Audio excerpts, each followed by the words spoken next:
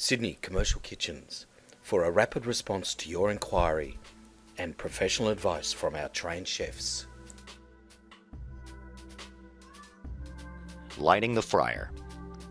Open the access port to the pilot. Insert a match or lighter.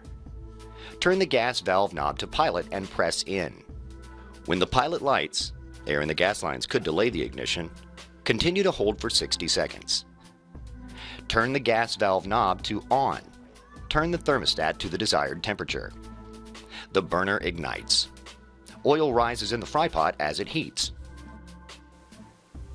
To find out more about this product, call Sydney Commercial Kitchens on 1300 88 1119 and speak to our trained sales specialists, or click the info link above to see more information. Thanks for watching.